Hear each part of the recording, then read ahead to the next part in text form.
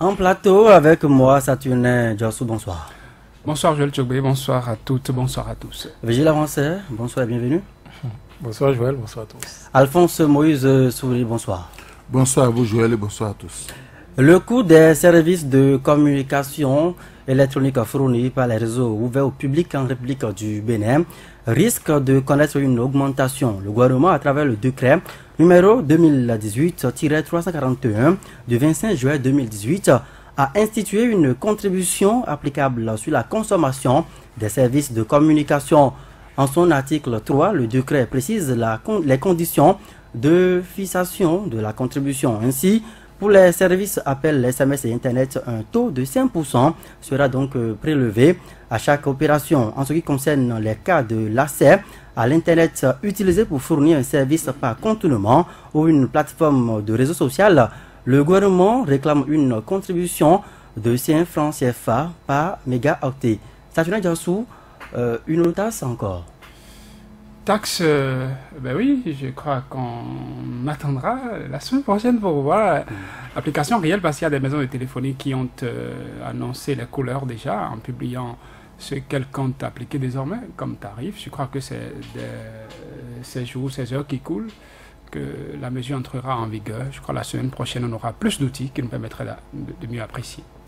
Vigile Avancé, quand vous êtes internaute, il faut maintenant vous attendre aussi à débourser plus d'argent, selon le décret.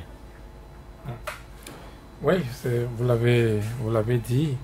Et si mes informations sont justes, c'est un décret donc qui entre en vigueur à partir du 1er septembre, en pleine année, donc en plein exercice budgétaire.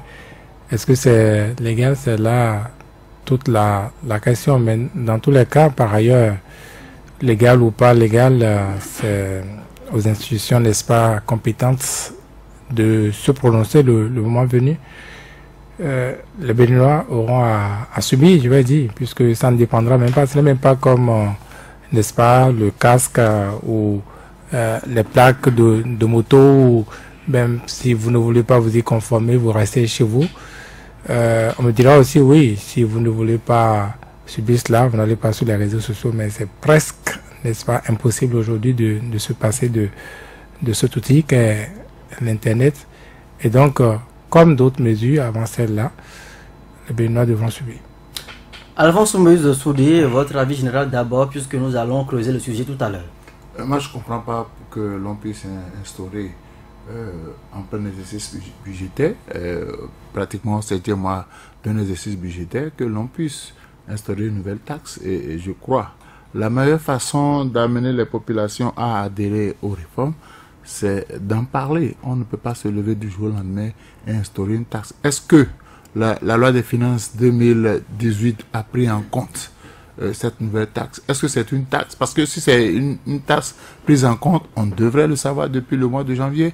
Mais et pourquoi on attend le 7e mois, le 9e mois de l'année, pratiquement, pour instaurer une nouvelle taxe? Est-ce que cela veut dire qu'on a des difficultés, ou bien l'on veut empêcher davantage les Béninois de manipuler l'Internet? Il y a beaucoup d'interrogations qui trottent dans ma tête, mais cela, j'attends les jours à venir. Ce qui est sûr, les Béninois, quelle que soit la taxe qu'on va fixer, les Béninois ont pris l'habitude de se connecter, de naviguer. Ils le feront. Ceux qui sont spécialistes, ceux qui écrivent souvent sur les réseaux sociaux, ils trouveront les moyens de continuer par écrire.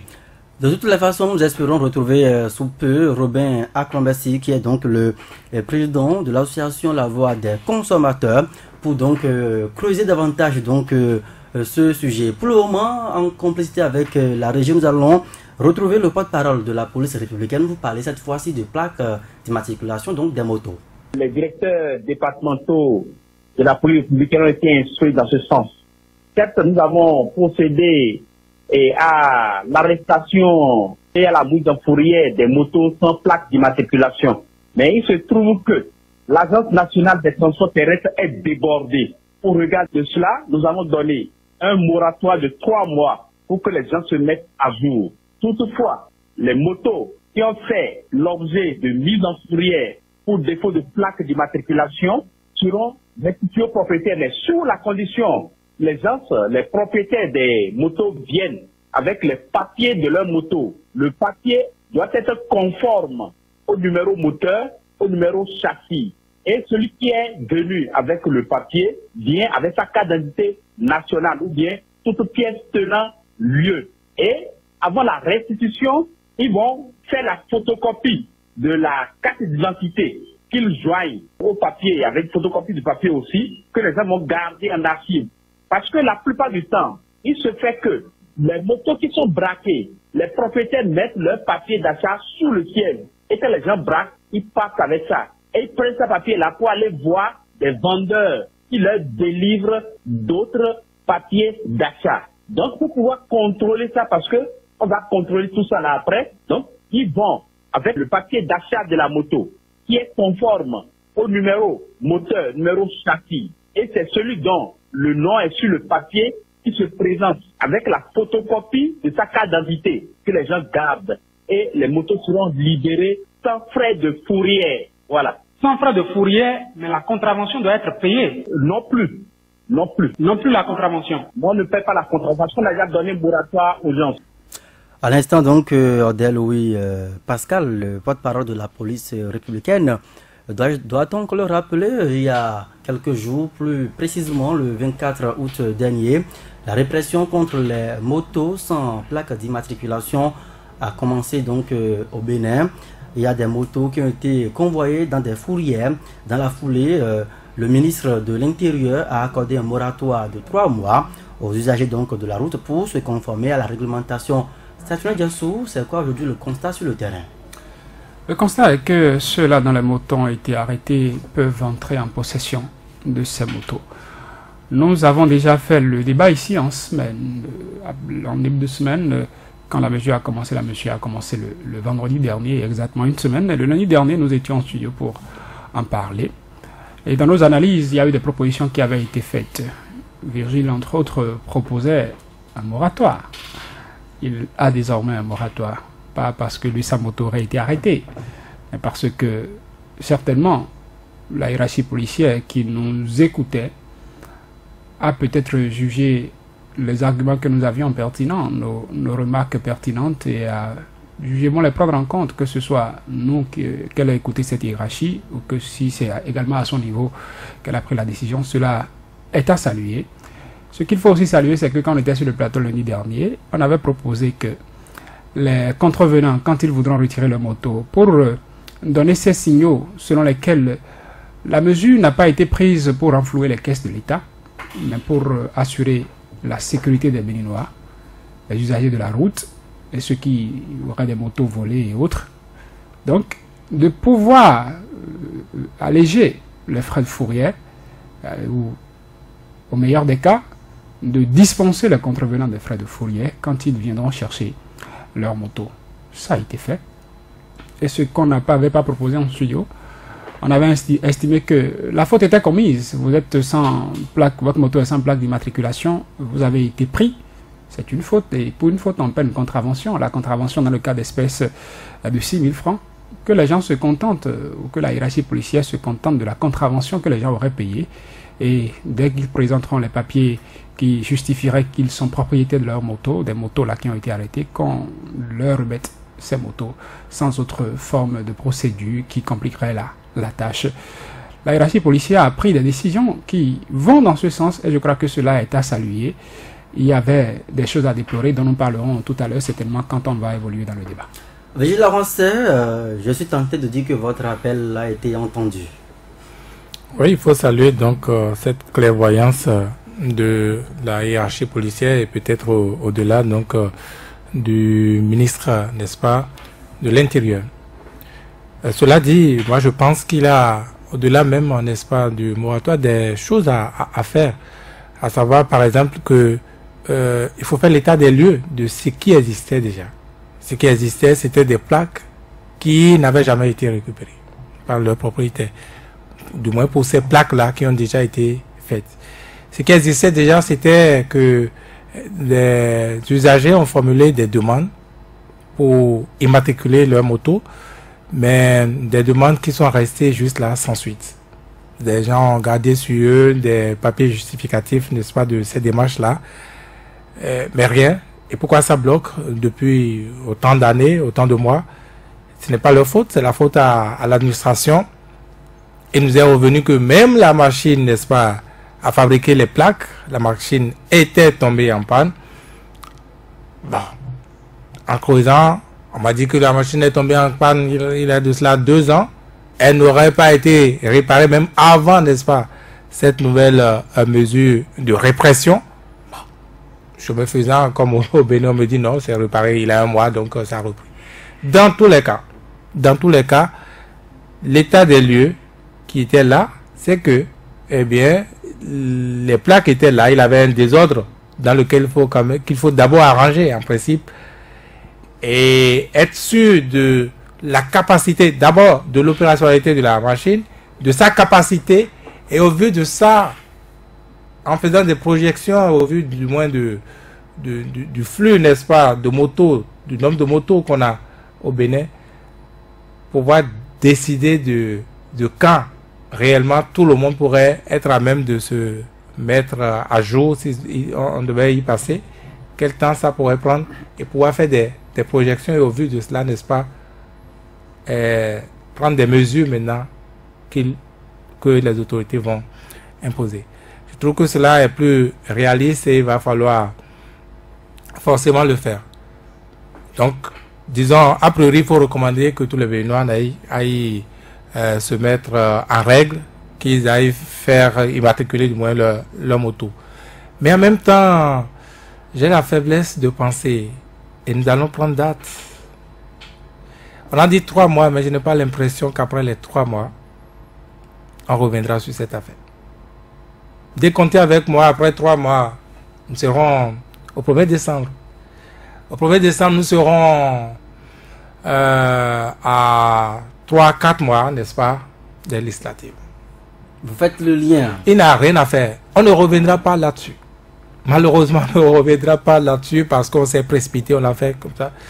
Le chef de l'État, le gouvernement de Patrice Talon, ne se payera pas, n'est-ce pas, une popularité supplémentaire en revenant sur cette mesure-là. Vous êtes clair dessus? Je suis clair, soit, bon, voilà, le chef de l'État, il a toujours défié tout. Je l'ai entendu encore avec sa petite phrase au roi la dernière fois. Il n'a peur de rien. Vous le savez, les rois. Voilà ce qu'il disait. Bon, on peut, n'est-ce pas, attendre à cela peut-être. Mais il aura fait le pari encore d'une impopularité aggravée à la veille des élections législatives. Et ça, ce n'est pas un pari qu'un politique averti fait, en principe. Donc, je parie qu'ils ne reviendront plus sur cette mode. Je ne dis pas ça pour que les Béninois, n'aillent pas se mettre en règle, encore une fois. Vous savez, cette mesure, ça a juste été appliqué en quelques jours, hein, dans l'OME et dans le littoral. Vous avez vu ce que ça a donné. Savez-vous, il n'y a pas de maison où vous n'avez pas de moto. Et dans une maison, au minimum, vous avez 2 motos. Et combien de motos ont de plaques au Bénin?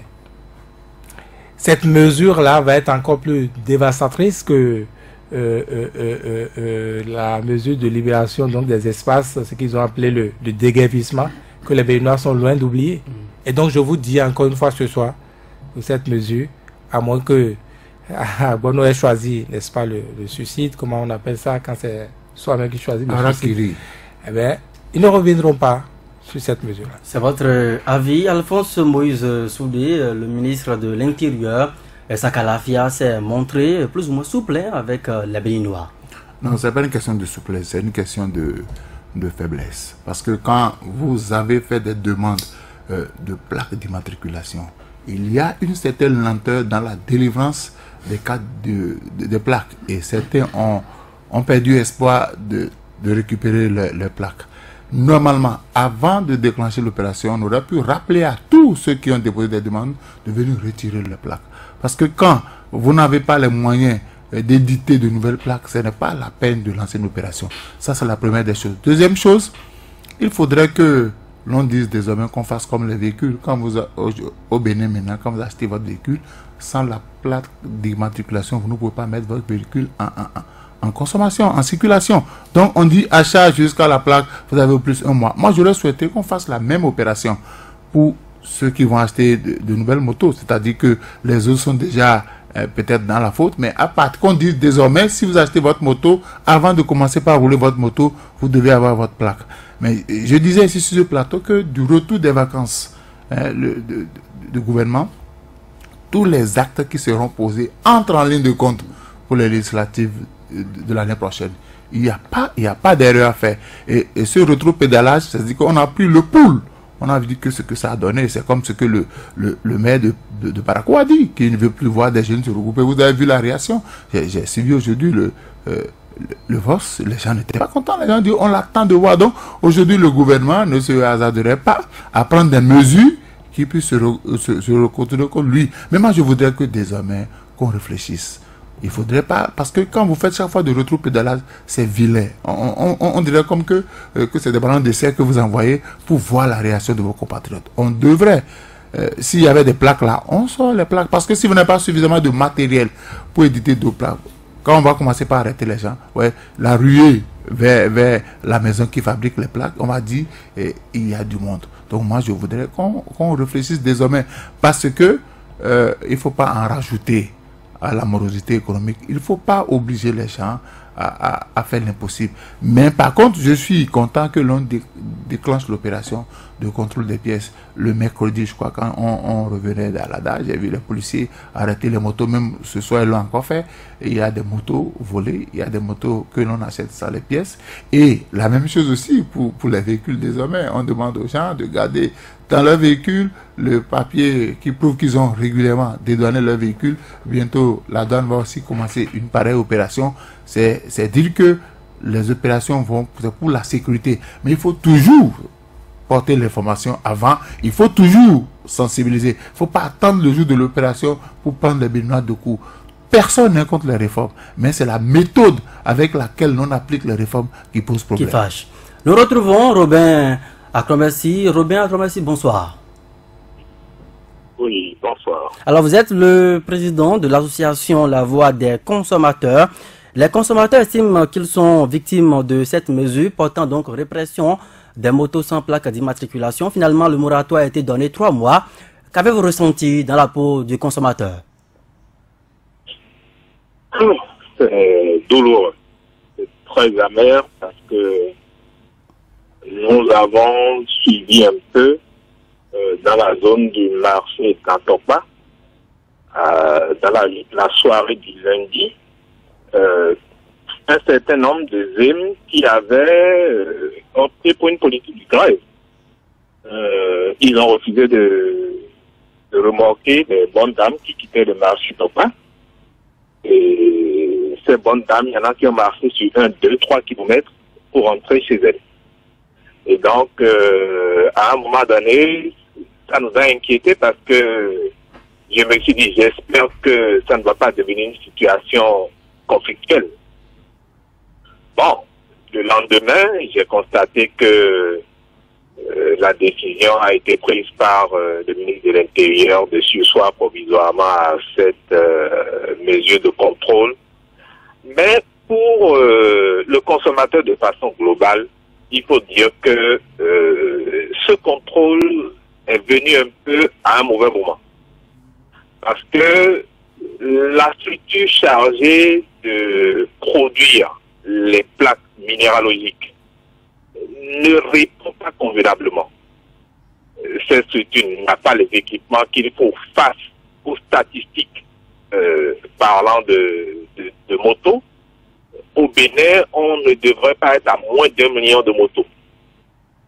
Et quand nous avions commencé ce combat pendant le régime défunt, il faut dire que le coût auquel on était arrivé, environ 4 000 francs, était un coût qui avait motivé beaucoup de consommateurs, beaucoup d'usagers qui se sont rués vers les formalités.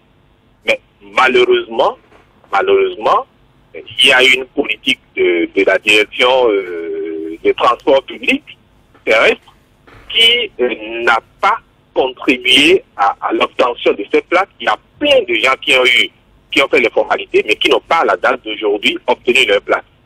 Donc déjà, ça posait un problème. Est-ce que ces gens devraient aller reprendre encore les formalités? Rien n'a été fait. Est-ce qu'on a invité ces gens pour que ces gens puissent participer ou solliciter à nouveau leur plaque? Ça n'a pas été fait. Certains ont perdu les récépissés.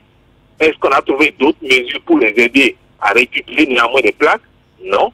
Et donc, rajouter à cela la hausse de coûts, parce que c'est passé maintenant de 4 000 francs à 11 500 francs, sans compter que pour ceux qui n'ont pas le temps matériel, eh bien, des prestataires intermédiaires les facturent encore pour parfois 2 000 à 3 000 francs. Donc, pour ce coût, c'est un peu prohibitif par le temps qui court. C'est très difficile pour le consommateur. Le panier de la ménagère est déjà érodé. Donc, cela vient se rajouter, c'est difficile. Et je crois que cette décision a été bien clairvoyante. Ça a permis de soulager un peu les consommateurs. Mais il faut bien que ça continue. Mais ce que je voudrais dire, je crois qu'il est temps que toutes les organisations de la société civile, que toutes les personnes ressources commencent par nous aider à faire la veille dans chaque secteur. Parce que s'il y avait eu une bonne veille, je crois qu'on aurait prévu ou anticipé sur cette situation. Et c'est sûr que le gouvernement n'aurait pas pris cette décision si il s'était rendu compte qu'il n'avait pas les moyens de répondre aux attentes des usagers, des automobilistes. C'est parce qu'il n'y a pas eu assez de prévisions, il n'y a pas eu la veille. Mais parlant de veille, ça demande des ressources. Ce que nous, on n'a pas en tant qu'organisation de consommateurs. L'État ne nous appuie pas dans ce sens. Et donc, c'est pour cela que je dis que toutes les organisations de la société et toutes les personnes ressources s'impliquent dans ça. Sinon, nous allons rencontrer à chaque fois des situations aussi douloureuses et nous ne souhaitons pas rentrer dans l'ostentation. Parce qu'à chaque fois, s'il faut être en train de dénoncer, je ne sais pas si ça avance le pays. Je ne sais pas si ça plaît à nos dirigeants, que ce soit toujours, qu'on soit en train de ressasser les mêmes problèmes, qui est du rétro-pédalage.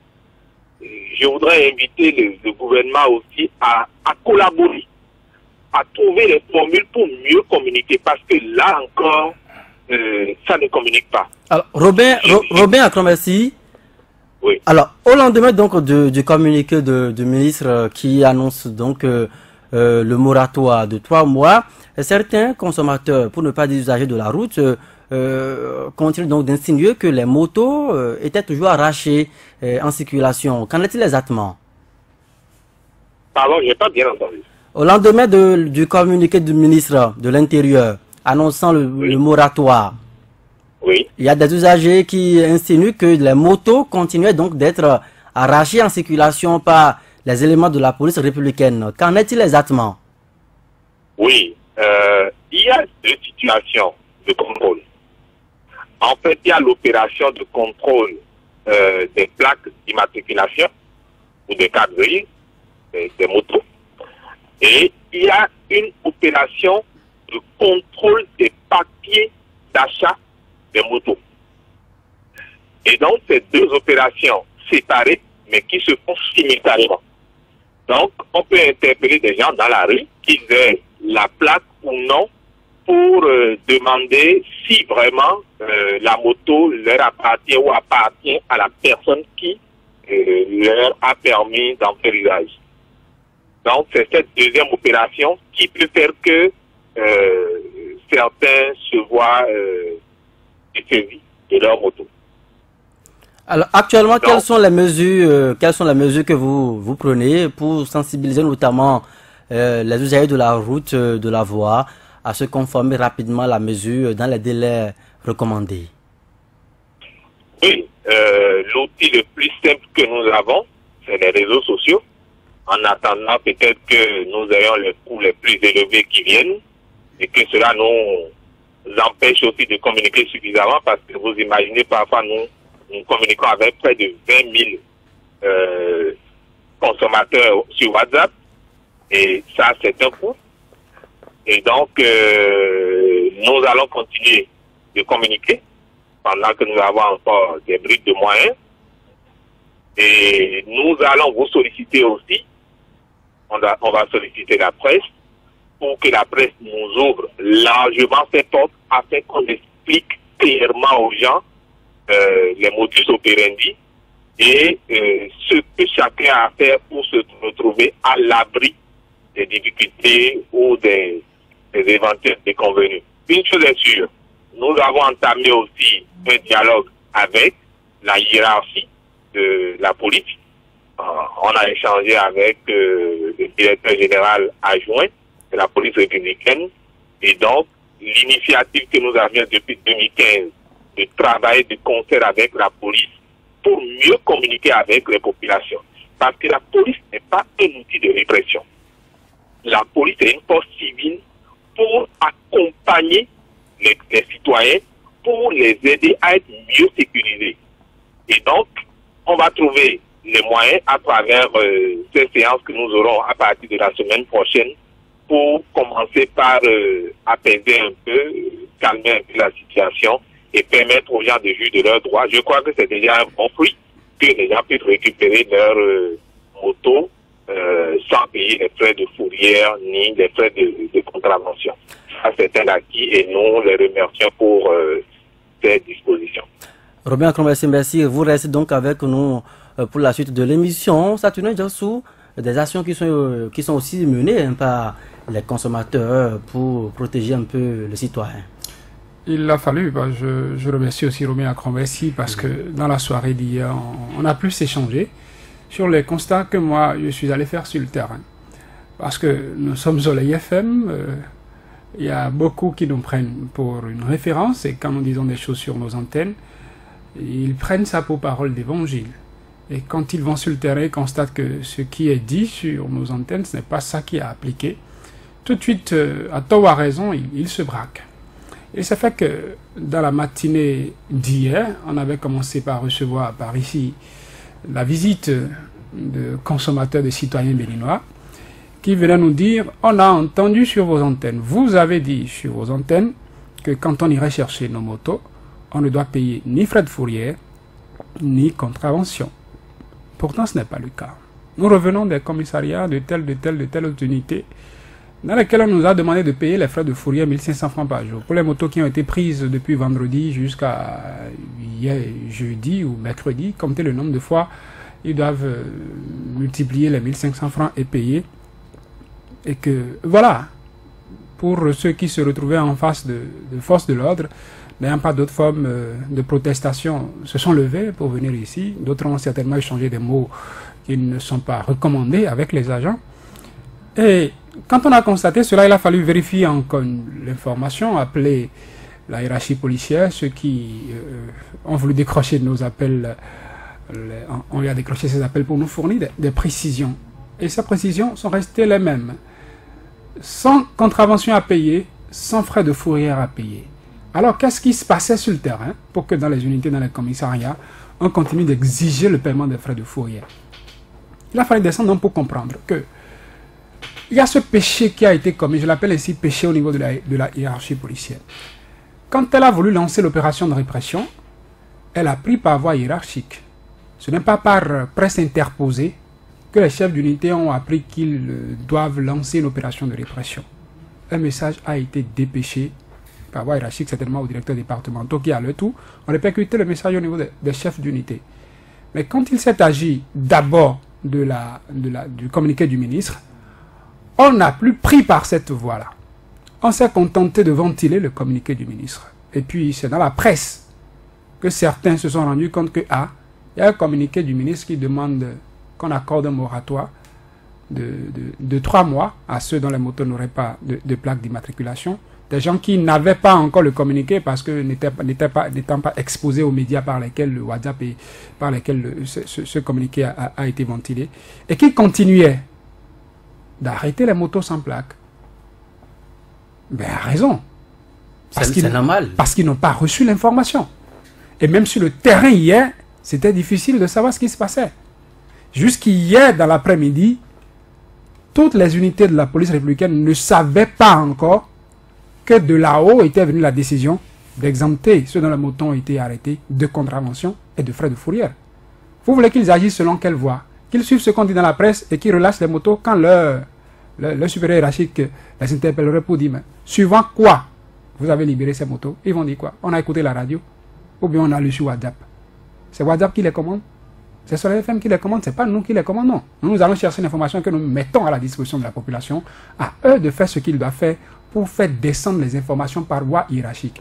Il a fallu, nous étions encore sur le terrain jusqu'après 16h30, pour qu'il y ait un autre message qui arrive dans certaines unités de Cotonou et de Porto Novo, pour dire que ouais, les gens viennent remettre leur moto sans prendre les frais de fourrière, mais exiger le récépissé du trésor, le reçu du trésor qui atteste qu'ils ont payé la contravention. Ce qui était toujours en porte-à-faux avec ce que le porte-parole de la police républicaine a eu à nous confier. Ce n'est que tard dans la soirée d'hier encore, puisque je disais qu'il était en contact avec Robert Akombessi, qui a dû se dépêcher vers la direction générale de la police républicaine, rencontrer le directeur général adjoint de la police, qui a dit la même chose, sans contravention et sans frais de fourrière. Et ce n'est peut-être qu'après cela que notre message a commencé par être envoyé aux unités. Vous voyez, depuis le temps que ça a passé, il y a tellement des gens qui pendant ce temps continuaient de payer la contravention, qui pendant ce temps continuaient de payer les frais de fourrier. Ce matin, j'ai pensé qu'avec cette information actualisée, ils pourront rentrer en possession de leur fonds. Ça, je ne sais pas. Romain Akrobessi me confiait qu'au niveau de la hiérarchie policière, on a promis que ceux qui auraient payé des frais alors qu'ils ne devraient pas les payer, rentreront en possession de ces faits. Mais, selon quelle modalité? Vous savez comment ça se passe? Ça, ce n'est pas du cadeau, et ce n'est pas évident, j'allais dire. Donc, jusqu'à ce matin, il y a des gens qui, moi, m'ont fait parvenir des fiches de paiement qu'on leur a délivrées après avoir payé la contravention. Même ce matin, des gens ont payé la contravention. Même hier, des gens en ont payé. Et quand on procède ainsi, les citoyens, ceux dont les motos ont été arrêtés, pensent que c'est la police, ce sont les agents de police qui les rançonnent. Vos chefs ont dit de ne pas prendre l'argent de fourrière, de ne pas exiger la contravention, mais vous, ici, vous réclamez la contravention, vous réclamez les frais de fourrière. C'est que vous voulez nous escroquer. C'est sans oublier que pour les carnets ont été envoyés à toutes les unités, des carnets spéciaux. Quand l'opération a été lancée, carnets dans lesquels ils consignent, cela voudra dire que c'est une opération qui est suivie de près par la hiérarchie, et donc ces chefs d'unité n'ont pas intérêt à poser des actes qui les exposeraient à des sanctions. À la police de ne pas se mettre les bâtons dans les roues. Quand il y a une information à faire passer aux unités, qu'ils prennent par les voies hiérarchiques pour que les unités aient l'information, en même temps que si la presse cherche l'information, qu'on mette l'information à la disposition de la presse. Donc il ne faudrait pas que la presse ventile une information qui n'est pas fausse, alors que dans les unités, l'information n'est pas vérifiée ou n'est pas vraie. Si une information c'est vrai, excusez que je le dise ici, l'information n'existe pas parce que les unités n'ont pas reçu l'information par voie hiérarchique. Il faut qu'on procède ainsi pour rendre la tâche facile à ces citoyens. Et donc, on m'a parlé de rétropédalage tout à l'heure. Moi, je n'accuse pas trop les rétropédalages.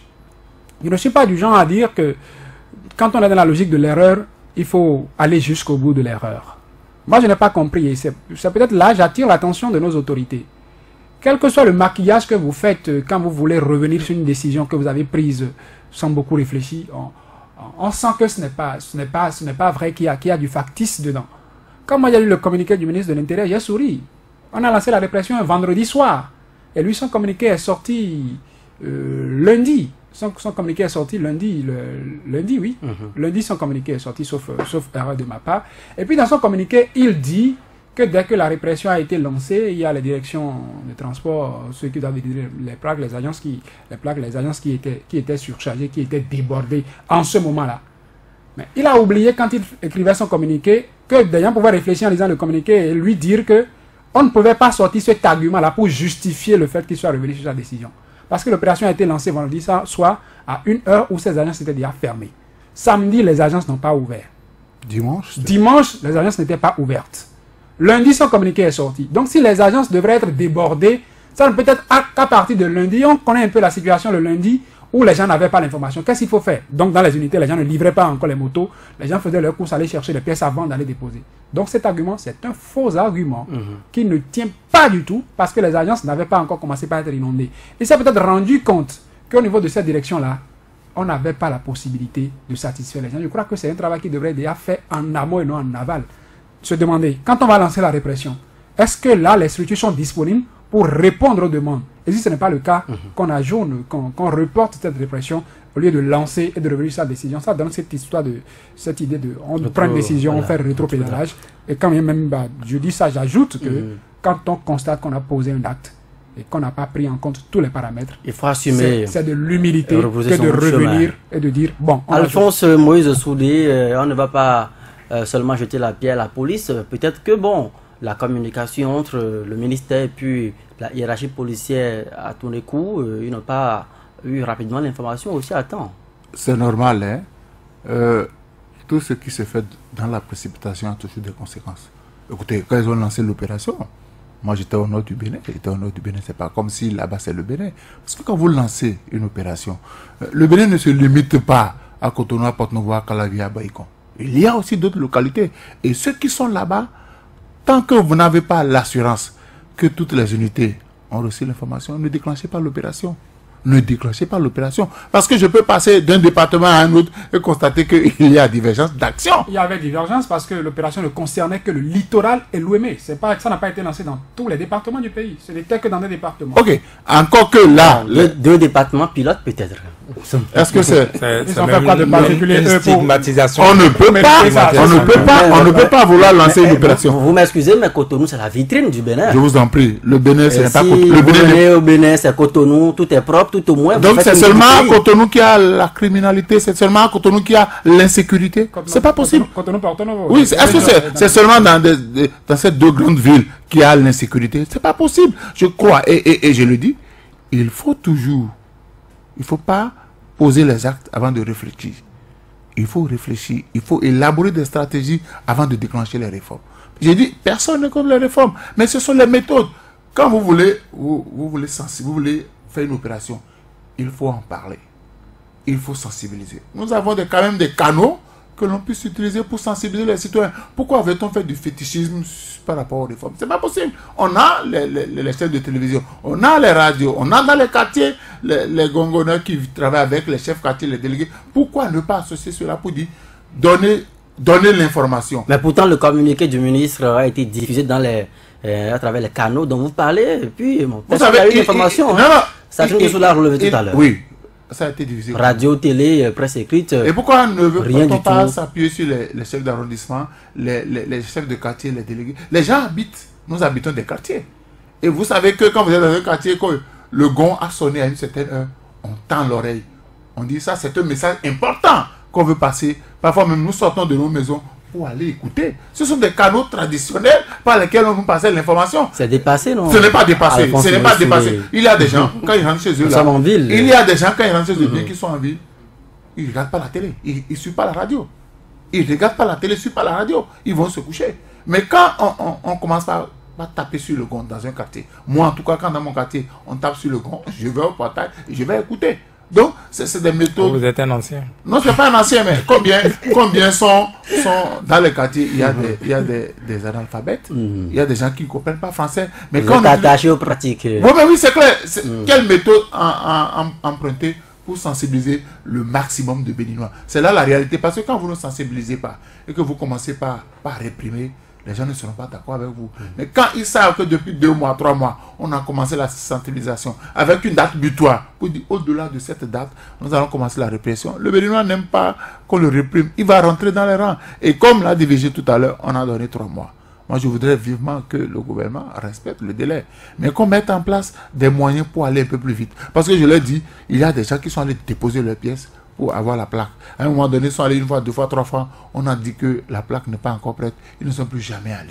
C'est ça. Il faut de la célérité dans ce que l'on fait. Si on déclenche l'opération et qu'on ne donne pas les moyens aux différentes structures qui doivent faire le travail, ça ne marchera pas. Le citoyen, s'il va perdre le temps, parce que s'il est agent permanent de l'État et qu'il doit aller déposer sa moto, le temps qu'il est peut-être à la DGTT pour la plaque, on m'a dit, le ministre est venu, on a fait contrôle, il va recevoir une explication. Il faut tout calculer. Alors, Vigile Avancé, pour vous aussi, c'est une communication politique bien élaborée au niveau du ministère pour camoufler un peu le malaise qu'il y a? Bon, moi je vais plutôt avancer. Vous voyez, bon, ils se sont trompés, ils se sont repris. On peut s'en contenter. Parce que, après, ne mettons pas les gens en difficulté, ne donnons pas l'impression que oh ben, ces gens-là, il n'a jamais rien pour les satisfaire. Fermons les yeux. L'opération a été, disons, préparée, sans prendre en compte la réalité du terrain. Si on me dit qu'il a eu des fiches spéciales qui ont été concoctées, distribuées dans toutes les unités, ça veut dire qu'ils se sont donné les moyens de leurs actions. Malheureusement, l'état des lieux n'a pas été correctement fait. Robert Kourbessi avançait le chiffre de 1 million de motos au moins au Bénin. Mais si on s'en tenait rien qu'à ce chiffre-là, vous pensez qu'on peut y arriver quand, en combien de temps? Il y a un minimum de projection à faire, par exemple.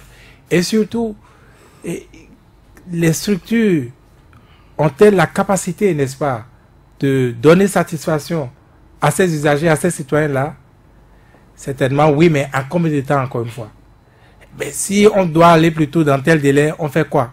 On renforce donc ces structures-là en personnel, notamment en matériel, on fait comment? Donc, ça n'a pas été fait. Moi, j'estime que les 3 mois avancés, ce n'est pas seulement pour les usagers, c'est surtout pour le gouvernement, c'est surtout pour la police, c'est surtout pour, n'est-ce pas, les structures qui sont sur la gestion des plaques de moto. C'est à elles, mais surtout au gouvernement de se préparer, n'est-ce pas, pour que, eh bien, ce que j'avançais, à savoir, disons, le gain politique ne prenne pas le pas. Et si le gain politique ne va pas prendre le pas, eh bien, le gouvernement peut se servir, n'est-ce pas, de cette situation-là à son avantage et à l'avantage des citoyens. Encore une fois, malheureusement, il devra faire un rétropédalage.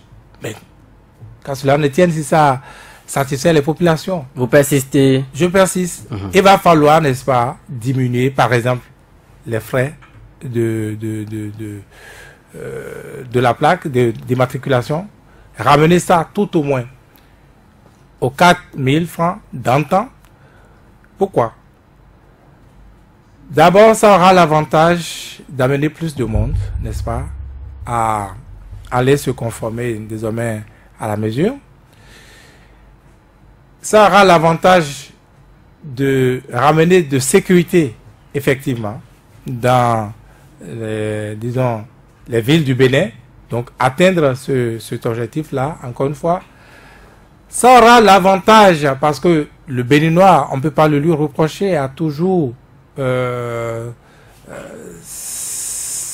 cette manie de faire des comparaisons, n'est-ce pas, et il dira, Boniaï, c'était 4 000, Talon, c'est 11 500, à la veille des élections. Il n'a rien à faire, on peut ne pas aimer ces gens de raisonnement, il n'a rien à faire à la veille des Béninois, à la veille du moins des élections.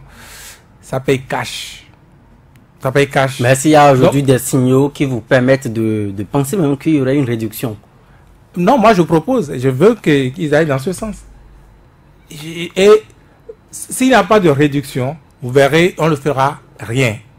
On a dit, n'est-ce pas, et vous l'avez constaté, les policiers ne fonctionnent que sur, n'est-ce pas, actes administratifs. Donc il n'y aura pas d'acte administratif. Vous allez voir après le 1er décembre, il n'y aura rien.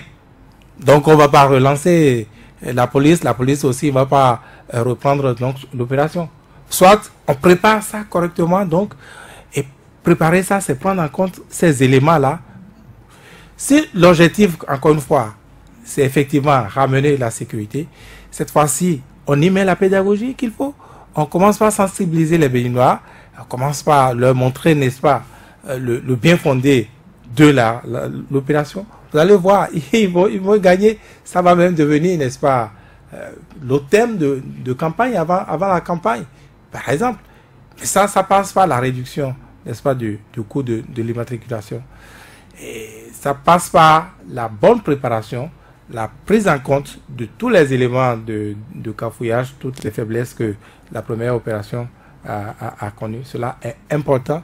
Si on ne le fait pas, eh bien, dites-vous, bye bye l'opération, ou alors, bienvenue la forte impopularité du régime, bienvenue les échecs aux législatives. Saturnin Diassou, faites-vous également le lien entre les ambitions politiques d'un pouvoir en place, l'impopularité du pouvoir et puis une certaine réduction juste à la lisière des législatives? Il ne faut pas craindre l'impopularité. Je ne serais pas d'accord qu'à la veille des législatives, parce qu'il aurait envie de voir beaucoup de députés qu'il soutiennent être élus, qu'ils ne reviennent pas sur cette répression. Pas parce qu'il y a quelque chose contre la population. Le gouvernement a dit, quand il est venu, que chez lui, les méthodes impopulaires, en tout cas, ce qui rendrait impopulaire, mais qu'il ferait dans le bon sens, qu'il ferait en quelque sorte le malheur des Béninois contre eux. Et si ce n'était que ces calculs-là, il se décrédibiliserait lui-même, ce gouvernement.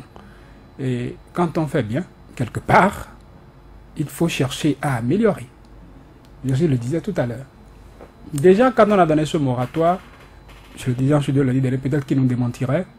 On sait que ce gouvernement n'est pas du genre à dire mesures sociales, voyons Besson. Il est plutôt du genre à dire combien vous avez 10 francs. Dans les 10 francs, je vous prendrai encore 5,5 francs. C'est-à-dire le peu que vous avez, il vient plutôt vous arracher ça que de chercher à améliorer le peu que vous avez pour qu'il puisse avoir l'opportunité d'en tirer davantage. Il pourrait se foutre de cette baisse souhaitée des frais d'immatriculation de moto, mais tout au moins qu'ils mettent en place les conditions pour que des Béninois qui feront la requête des plaques d'immatriculation pour leur moto puissent les avoir à temps. Et là-dessus, il y a encore beaucoup de choses. Nous sommes en studio, mais nous communiquons quand même avec... Je vous disais qu'il y avait des cas qui sont venus. Quand l'opération a été lancée, vous avez entendu des gens appeler Soleil FM, que ce soit dans des émissions, que ce soit des gens que vous avez rencontrés dans les couloirs, vous dire que ils ont lancé l'opération d'immatriculation de leur moto depuis des années. Mais que jusqu'ici, ils n'ont pas été satisfaits. Et toutes les fois qu'ils font des tours au niveau des directions où ils ont déposé leur dossier, c'est comme si les dossiers étaient perdus. Ils ne retrouvent ni leur plaque, ni la carte grise, ni les pièces qui avaient été déposées. Ceux-là, quel est le sort qu'on leur réserve? Ont-ils des interlocuteurs au niveau de cette direction-là pour les rassurer? Il y a des gens qui vous diront qu'ils ont lancé l'opération d'immatriculation de leur plaque et que les plaques se sont retrouvées, leur plaque s'est retrouvée à Parakou, alors qu'ils sont à Porto-Novo. Est-ce qu'ils ont un interlocuteur face à cette direction? Est-ce que cette direction leur a au moins promis quelque chose, mais il leur appartient de prendre désormais les bus et aller à Parakou chercher leurs plaques? Est-ce que ce n'est pas responsable pour l'administration quand on a commis de ces impairs, quand on a commis de ces erreurs, je préfère utiliser ce terme, erreur, de prendre ses responsabilités puisque c'est quand même centralisé depuis Cotonou, d'appeler sa direction pour que ces plaques qui se seraient retrouvées dans le département par inadvertance puissent revenir dans le département d'origine pour que les interlocuteurs qui sont là, les requérants, puissent aller chercher leurs plaques et continuer leur chemin. Je crois que c'est des comportements qu'il faut avoir et qui rassureraient les uns et les autres. Tant qu'on n'a pas ce comportement, je crois que ça jette... Est-ce qu'il faut dire le propre? Ça ne permet pas à l'opération de prospérer. Il y aura toujours ces lignes de réserve et tout. Voilà l'exemple de quelqu'un qui, par exemple, je dis exemple et par exemple encore, qui m'envoie une fiche de moto. On lui a délivré la fiche d'immatriculation de moto depuis le 8 décembre 2016. Le 8 décembre 2016, c'était à la mairie de Porto-Novo, des agents ont été envoyés pour une opération foraine. Depuis le 8 décembre 2016 jusqu'ici, bientôt 2 ans. Il retourne chercher pour avoir sa plaque, il n'a pas la plaque. Est-ce que ces dossiers sont là? Il n'a pas ces dossiers non plus. Et il n'a que ce bout de papier que je vous montre sur cet écran en studio. Comme toute pièce de sa moto, il n'a que ce bout de papier. Vous voyez comment on le met en situation inconfortable. Et ce n'est qu'un exemple parmi tant d'autres. Occasion pour moi de dire à ceux qui nous écoutent, qui vont enclencher cette procédure, avant d'aller dans cette direction déposer vos dossiers, faites toujours l'effort de garder une copie de vos pièces, des pièces de votre moto. Une copie légalisée. Une copie légalisée.